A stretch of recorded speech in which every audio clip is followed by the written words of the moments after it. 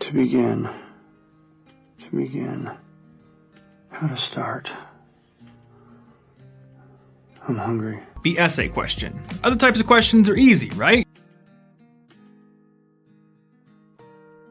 Without a good plan to guide you, it can be really easy to misinterpret or even outright miss important points the prompt wants you to cover. So before you start writing your essay, use a piece of scratch paper to plan it out. Directive terms get their name because they are directing you what to do. Terms like explain or analyse, assess, discuss. My handout is based on something I know a lot of students dislike, and that's extended response questions, or often the essay question. This handout is developed around Year 11 English Studies and the Common Module and Outcomes for Year 11.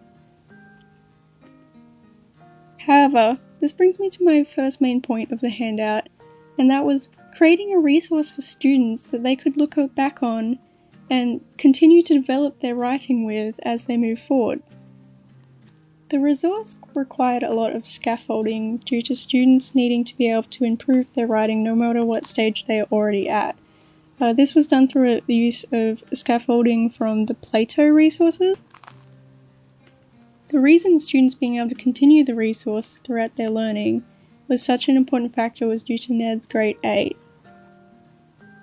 This was inspired by the last three of Ned's Grade 8, being I have to use it, I have to think back on it, and I have to plan my next steps. This is not only important for English studies and the HSC, but also critical thinking and written language going forward in life. I made the worksheet specifically about how to break down questions and find out what exactly they're asking, because this is a problem a lot of students find with essays, is not knowing what they want from them. This meant using student background knowledge, but being general enough that students can use this worksheet for other areas as well. It is the unknown that defines our existence. We are constantly searching, not just for answers to our questions, but for new questions. We are explorers. So many resources that are available to students and teachers alike don't consider what we know works. This brings me to Hattie and the visible learning. Through Hattie's research, I was able to include ways for students to seek feedback, know what to do when they are stuck, articulate their own learning, and begin to set goals and plans. The resource was designed for HSC English Studies and includes the key terms. This leads into my last point of a scaffold that allows for opportunities of guided practice and teacher support.